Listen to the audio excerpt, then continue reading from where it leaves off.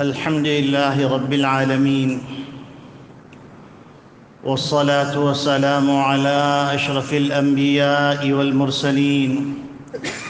وخاتم النبيين محمد وعلى آله وصحبه ومن تبعهم بإحسان ودعا بدعوتهم إلى يوم الدين. أما بعد، فأعوذ بالله من الشيطان الرجيم. بسم الله الرحمن الرحيم. قال الله تبارك وتعالى: وقل اعملوا فسيرى الله عملكم ورسوله والمؤمنون ثم تردون إلى عالم الغيب والشهادة فينبئكم بما كنتم تعملون. وقال تعالى: الذي خلق الموت والحياة ليبلوكم أيكم أحسن عملا. وقال النبي صلى الله عليه وسلم: الكيس من دان نفسه وعمل لما بعد الموت، والعاجز من أتبع نفسه هواها وتمنى على الله الأماني،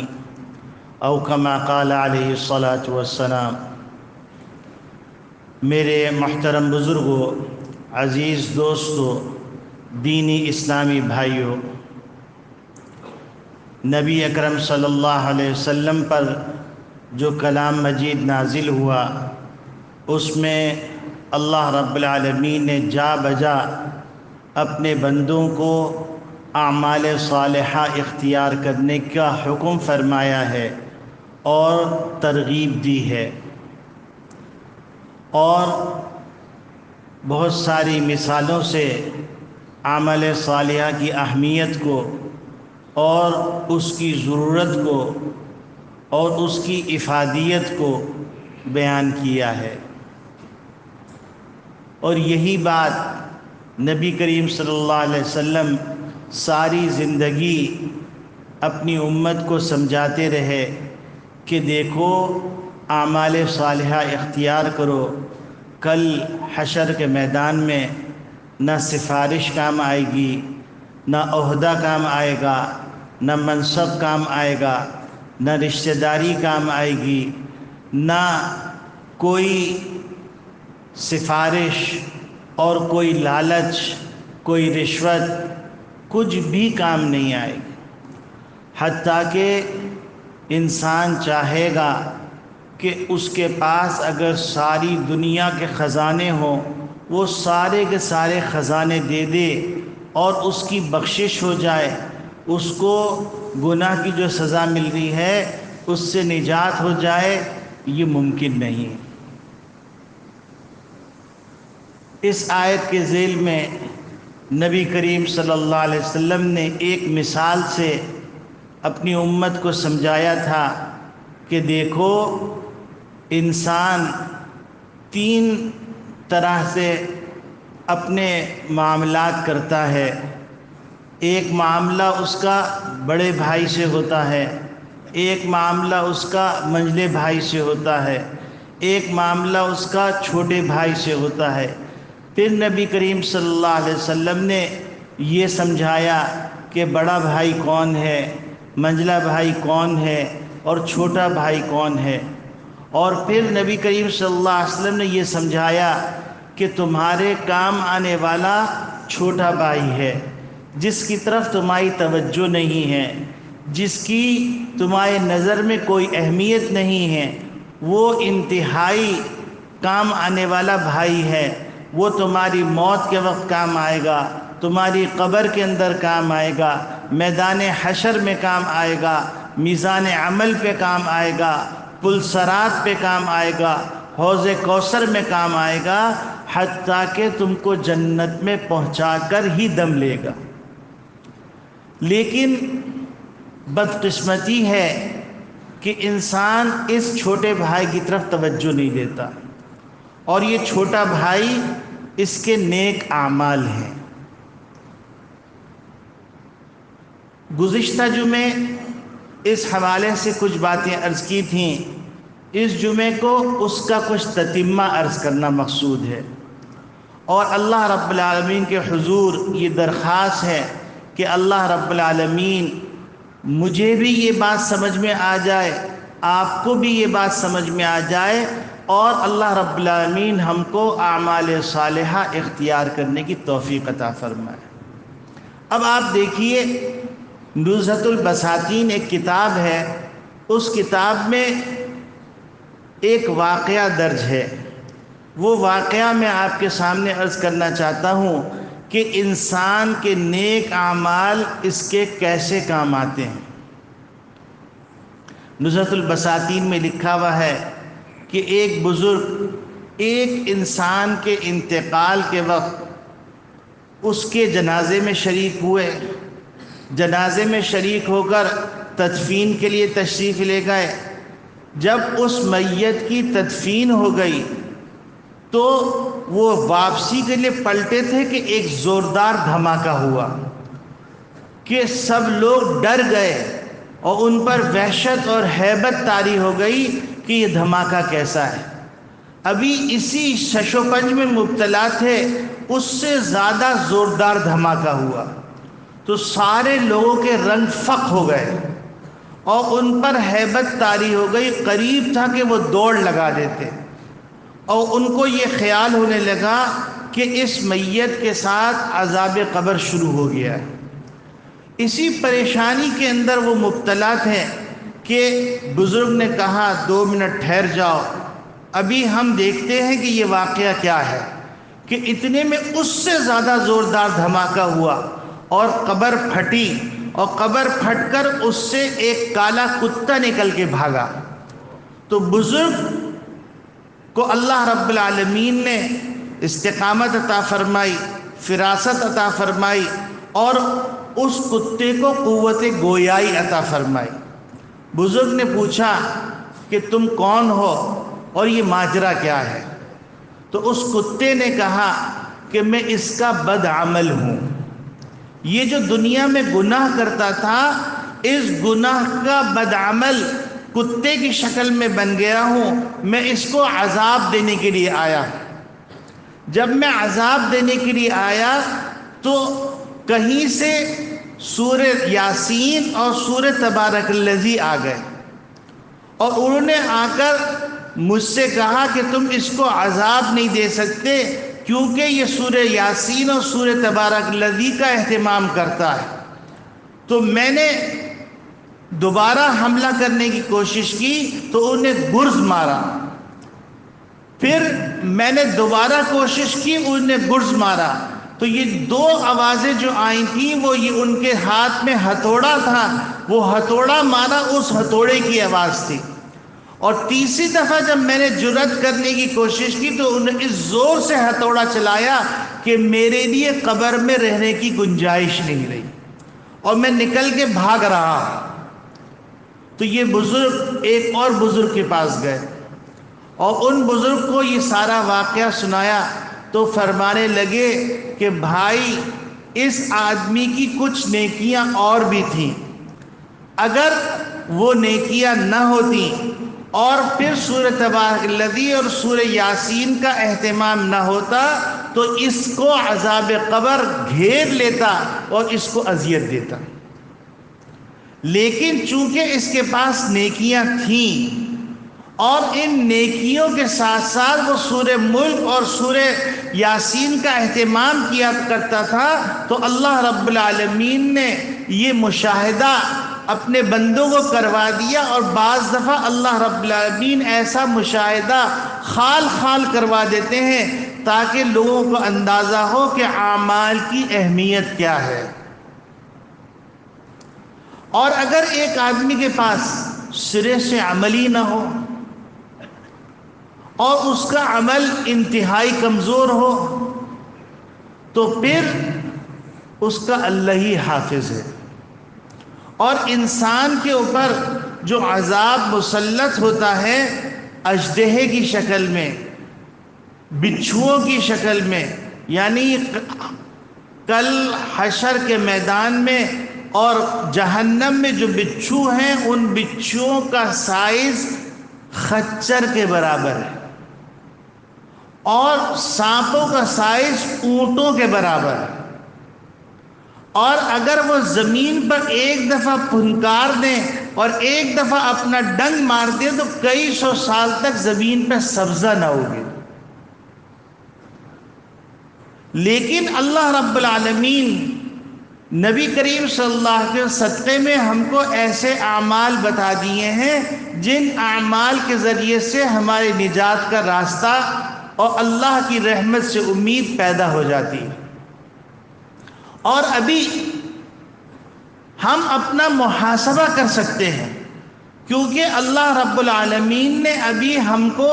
روح عطا کی ہوئی، ابھی ہمارے لیے دروازے توبہ کے کھولے رکھے ہیں۔ ہم اپنا احتساب کر کے ان گناہوں سے بچ سکتے ہیں اور اپنے آپ کو عذاب قبر سے بچا سکتے ہیں۔ لیکن اگر بدعملی کے اندر مبتلا رہے اور گناہ کرتے رہے، گناہ پر جرأت کرتے رہے، تو پھر بچنے کا راستہ بہت مشکل ہو جائے گا۔ اسی نزہۃ البساتین کے اندر حضرت فضیل بن عیاض رحمۃ اللہ علیہ جو اولیاء اللہ میں ہیں، ان کی ہدایت اور ان کی توبہ کا واقعہ ذکر ہے، وہ بھی بڑا عبرتناک واقعہ ہے، اور اس میں بھی اللہ رب العالمین نے قیامت تک کے آنے والوں انسانوں کے لیے عبرت کا سامان رکھا ہوا ہے۔ تو وہ واقعہ بھی میں آپ کے سامنے عرض کرنا چاہتا ہوں تاکہ میرے دل کے اندر بھی اعمال صالحہ کی توفیق پیدا ہو، اعمال صالحہ کا شوق پیدا ہو، اعمال صالحہ کا جذبہ پیدا ہو، اور سننے والوں کے دل میں بھی اعمال صالحہ کی توفیق اور اعمال صالحہ کا جذبہ پیدا ہو،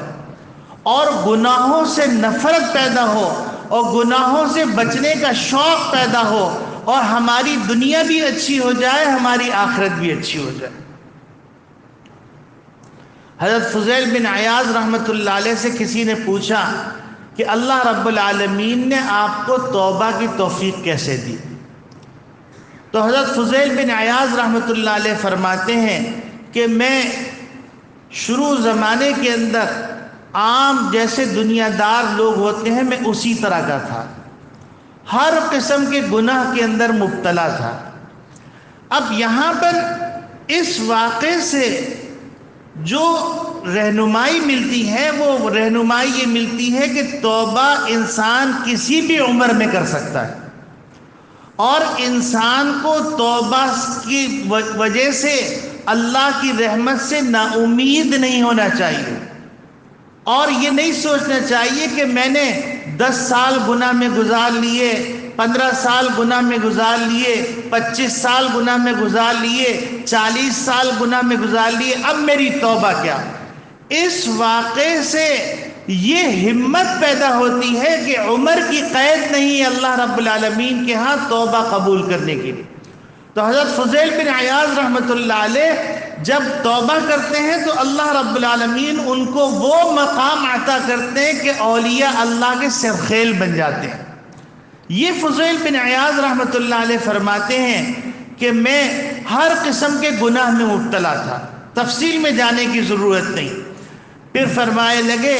کہ میں نے ایک باندی خریدی جو بہت حسین جمیل باندی تھی، اس باندی کی محبت میں گرفتار ہو گیا، اور پھر اللہ رب العالمین نے مجھے ایک بیٹی عطا کی، اور وہ بیٹی بھی انتہائی حسین جمیل تھی، بہت خوبصورت تھی، اور پھر وقت کے گزرنے کے ساتھ ساتھ وہ اس قابل ہو گئی کہ وہ اچھی اچھی باتیں کرنے لگی، جیسے چڑیے چہچہاتی ہیں اس طرح اس کی سریلی آواز میرے کان کے اندر شہد گھول دیتی۔ میری پوری دن اور رات کی زندگی اس سے باتوں میں، اس کی محبت میں گزرنے لگی۔ ایک وقت آیا کہ وہ بچی بیمار ہو گئی، اور بیمار ہو کر اس بچی کا انتقال ہو گیا۔ اب میری دنیا ویران ہو گئی۔ حضرت فضیل بن عیاض رحمۃ اللہ علیہ فرماتے ہیں کہ میں سارا دن ساری رات روتا رہتا، اس بچی کی یاد میں مبتلا رہتا کہ میری بیٹی تھی اور وہ میری بیٹی مجھ سے چھن گئی، حتیٰ کہ میرے اوپر غم کا اتنا غلبہ ہوا کہ میں جنگل بیابان میں نکل جاتا اور جنگل کے اندر میں روتا رہتا، اس کو یاد کرتا رہتا، اس کے ساتھ گزارا ہوا وقت میرے سامنے وہ منظر گھومتا رہتا اور میں ہر وقت اسی کی یاد میں آنسو بہاتا رہتا۔ حضرت فضیل بن عیاض رحمۃ اللہ علیہ فرماتے ہیں کہ ایک دن اسی حالت کے اندر میں جنگل میں نکل گیا اور میں اتنا رویا کہ میرے اوپر غشی طاری ہو گئی، میں وہیں پر لیٹ کر سو گیا۔ میں کیا خواب دیکھتا ہوں، یہ اللہ رب العالمین کی طرف سے کسی کی ہدایت کا انتظام ہو رہا ہے۔ تو یاد رکھیے اللہ رب العالمین کسی کو کس طرح ہدایت دیتے ہیں، کسی کو کس طرح ہدایت دیتے ہیں۔ اللہ رب العالمین مجھے اس واقعے سے ہدایت عطا فرما دے اور آپ کو اس واقعے کے سننے سے ہدایت عطا فرما دے۔ اور ہدایت کی ضرورت انسان کو مرتے دم تک ہے، اور کوئی بھی انسان اپنے بارے میں یقینی طور پہ نہیں کہہ سکتا کہ میں نیک صالح ہوں، کیونکہ معاملہ خاتمہ بالخیر کے اوپر ہے۔ اگر خاتمہ بالخیر ہو گیا تو بامراد ہیں، منزل کو پہنچ چکے، لیکن اللہ نہ کرے کسی کا خاتمہ بالخیر نہ ہو تو خسرت دنیا والآخرہ، اس کی دنیا بھی گئی آخرت بھی گئی۔ حضرت فضیل بن عیاض رحمۃ اللہ علیہ فرماتے میں سو گیا، خواب میں دیکھتا ہوں کہ حشر کا میدان قائم ہو چکا ہے اور لوگ اپنی قبروں سے نکل رہے ہیں۔ فرماتے ہیں کہ میں بھی اپنی قبر سے باہر نکلا اور میں پریشانی کے عالم میں تھا کہ میرا تو کوئی ایسا نیک عمل ہے ہی نہیں جو میں اللہ کے دربار میں پیش کر سکوں، میرا کیا بنے گا، کہیں میں جہنم میں تو نہیں چلا جاؤں گا۔ اسی پریشانی کے اندر میں نے اپنے پیچھے سے ایک سرسراہٹ کی آواز سنی۔ فرماتے میں نے مڑ کے دیکھا تو انتہائی بڑا اژدہا پھن پھیلایا ہوا میرے پیچھے آ رہا ہے۔ حضرت فضیل بن عیاض رحمۃ اللہ علیہ فرماتے ہیں کہ اس اژدہے کو دیکھ کر میرے اوپر اتنی ہیبت طاری ہوئی کہ مدہوشی کے عالم میں بھاگنے لگا۔ فرماتے میں بھاگا جا رہا تھا، وہ اژدہا میرے پیچھے بھاگ رہا تھا، میں بھاگ رہا تھا، حتیٰ کہ میرا گزر ایک بڑے میاں کے پاس سے ہوا جو انتہائی نحیف کمزور۔ تو ان بڑے میاں سے میں نے کہا کہ اللہ کے واسطے میری مدد کیجئے، میں اکیلے اس اژدہے سے مقابلہ نہیں کر سکتا، یہ اژدہا مجھے برباد کر دے گا، مجھے کھینچ کے جہنم میں ڈال دے گا، آپ میری مدد کیجئے۔ تو بڑے میاں ان کے آنسو نکلے اور فرمائے لگے میں کچھ نہیں کر سکتا ہوں، سامنے پہاڑ ہے، تم اس پہاڑ پہ چڑھ جاؤ۔ تو فضیل بن عیاض رحمۃ اللہ علیہ فرماتے ہیں کہ میں اس اژدہے کے خوف سے پہاڑ پر چڑھ گیا، تو وہ اژدہا میرے پیچھے پہاڑ پر چڑھ گیا۔ پھر کہنے لگے میں نے سوچا کہ میں پہاڑ کے دوسری طرف چھلانگ مار دوں، تو میں نے کیا دیکھا کہ خندق ہے، اس میں آگ کے شعلے بلند ہو رہے ہیں اور انتہائی ہولناک لاوا پک رہا ہے، اور مجھے خیال آیا کہ یہ جہنم ہے، اگر میں اس کے اندر کود گیا تو میرے بچنے کا کوئی امکان نہیں۔ میں پھر واپس پلٹا، وہ اژدہا میرے پیچھے بھاگا، اور فرماتے ہیں کہ میں واپس بھاگتے ان بڑے میاں کے پاس پھر آیا، ان سے پھر میں نے لجاجت کی اور میں نے کہا حضور آپ میری مدد فرمائیے، یہ اژدہا میری جان نہیں چھوڑ رہا۔ تو ان بڑے میاں نے کہا دیکھو سامنے وہ گول پہاڑ ہے، اس گول پہاڑ پہ جاؤ، ہو سکتا ہے تمہاری کوئی امانت وہاں ہو۔ وہ فرماتے ہیں کہ میں بھاگا اس پہاڑ کی طرف گیا تو وہاں پر دیکھا فرشتوں کی نگرانی ہے اور منزلیں ہیں۔ تو فرشتوں نے پوچھا تمہاری کوئی امانت ہے؟ تو کہنے لگے میں نے کہا امانت سے تمہاری کیا مراد ہے؟ انہوں نے کہا تمہاری کوئی اولاد بچپن میں انتقال تو نہیں کر گئی ہے؟ تو فضیل بن عیاض رحمۃ اللہ علیہ فرماتے میں نے جلدی سے کہا کہ ہاں میری ایک بیٹی کا انتقال ہو گیا۔ تو وہ جو فرشتہ تھا اس فرشتے نے تمام دروازے کھول دیے، سارے چھوٹے بالکل نورانی بچے وہ سب باہر آ گئے۔ میں نے دیکھا اس میں کوئی بھی میری بیٹی نہیں تھی۔ تو میرے اوپر ناامیدی کا ایک غلبہ تھا اور وہ اژدہا میرے قریب پہنچ چکا تھا۔ حضرت فضیل بن عیاض رحمۃ اللہ علیہ فرماتے فرشتے نے کہا جلدی سے اوپر والی منزل کو دیکھو، تو اتنے میں میری بچی بالا خانے میں آئی اور کہا بابا جان آپ یہاں کہاں؟ اور اس بچی نے میرا ہاتھ پکڑ کے مجھے بالا خانے میں گھسیٹ لیا اور کہا اب بے فکر ہو کے میرے پاس بیٹھ جائیے، آپ اس اژدہے سے خوفزدہ مت ہوئیے۔ اور پھر وہ بچی جس طریقے سے میری گود میں بیٹھ کر میری داڑھی سے کھیلا کرتی تھی، مجھ سے پیاری پیاری باتیں کیا کرتی تھی، ویسی باتیں کرنا شروع کر دی، اور پھر کہنے لگی ابا جان اب آپ پریشان مت ہوئیے۔ تو انہوں نے کہا یہ سارا ماجرا کیا ہے، مجھے ذرا تفصیل سے بتاؤ۔ تو اس بچی نے کہا ابا جان اصل میں وہ جو اژدہا ہے وہ آپ کے گناہ ہیں، اور آپ چونکہ صبح سے شام تک اللہ کی معصیت میں مبتلا رہے، تو اس صبح شام گناہ میں مبتلا ہونے کی وجہ سے وہ اژدہا طاقتور ہو گیا اور وہ آپ کو ڈسنے کے در پہ تھا تاکہ آپ کو گھسیٹ کے جہنم میں ڈال دے۔ تو انہوں نے کہا اچھا یہ بتلاؤ کہ یہ بڑے میاں کون تھے؟ تو انہوں نے کہا یہ بڑے میاں آپ کے نیک عمل ہیں، لیکن آپ نیک عمل کی طرف توجہ ہی نہیں فرمایا کرتے تھے، تو اس کی وجہ سے وہ نیک عمل اتنا کمزور ہے کہ وہ آپ کی مدد نہیں کر سکتا۔ اور پھر انہوں نے کہا بیٹی تم لوگ یہاں کہاں ہو؟ تو انہوں نے کہا کہ یہاں پر ہم مسلمانوں کی امانتیں ہیں، جب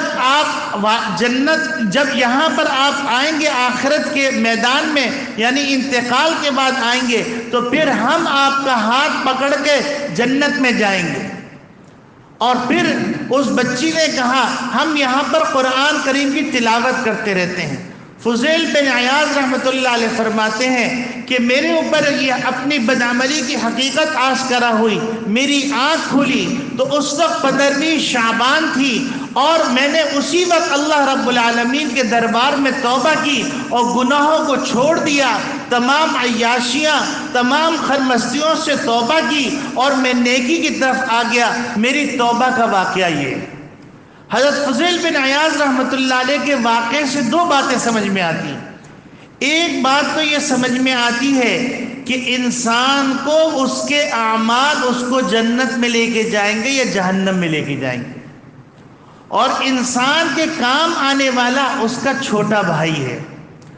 اگر انسان اپنے چھوٹے بھائی کا خیال رکھے گا، یعنی اعمال صالحہ کا خیال رکھے گا، تو یہ چھوٹا بھائی اس کے کیسے کام آئے گا؟ اب آپ دیکھیے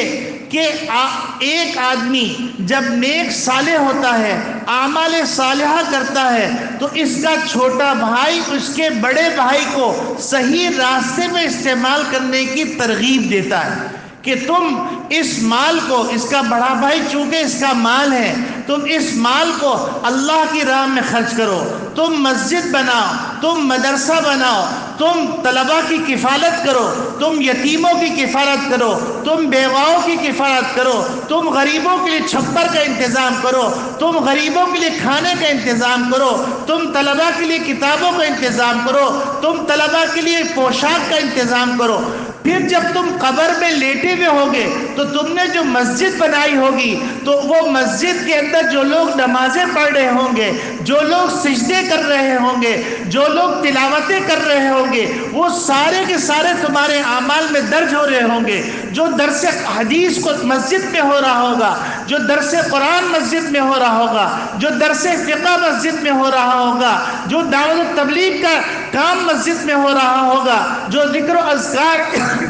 اور تلاوت مسجد میں ہو رہی ہوگی، تم لیٹے ہوئے ہوگے قبر کے اندر، لیکن یہ ساری نیکیاں تمہارے اعمال میں نامے میں لکھی جا رہی ہیں۔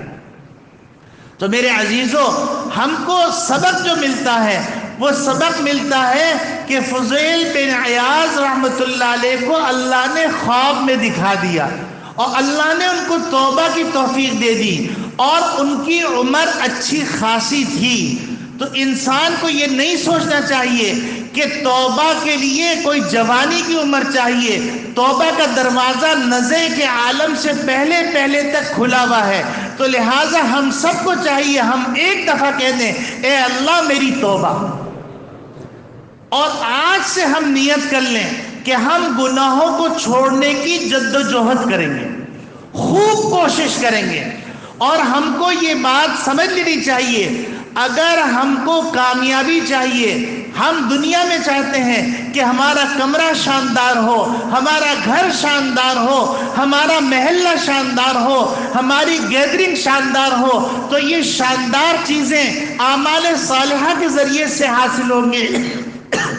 قبر جنت کے باغات میں سے ایک باغ بن جائے گا، جنت کے غالیچے بچھا دیے جائیں گے، جنت کے دروازے کھول دیے جائیں گے۔ میرے عزیزو، اللہ رب العالمین نے ہم کو ابھی رمضان مبارک کا موقع عطا فرمایا تھا، اس میں ہماری تربیت کی تھی، ہم 20 رکعت تراویح پڑھ رہے تھے، ہم رکوع کر رہے تھے، ہم سجدے کر رہے تھے، ہم قرآن کی تلاوت کر رہے تھے، ہم گناہوں سے بچ رہے تھے، پیاس لگ رہی تھی، ہم اللہ کے خوف سے پانی نہیں پی رہے تھے، ہم کو پیاس لگ رہی تھی، ہم کھانا نہیں کھا رہے تھے، ہم کو تقاضا تھا لیکن ہم جائز خواہشات کو پورا نہیں کر رہے تھے۔ ابھی رمضان گزرے ہوئے تھوڑے ہی دن ہوئے ہیں، ابھی ہمارے لیے عمل کرنا آسان ہے، اور اللہ رب العالمین نے ہم کو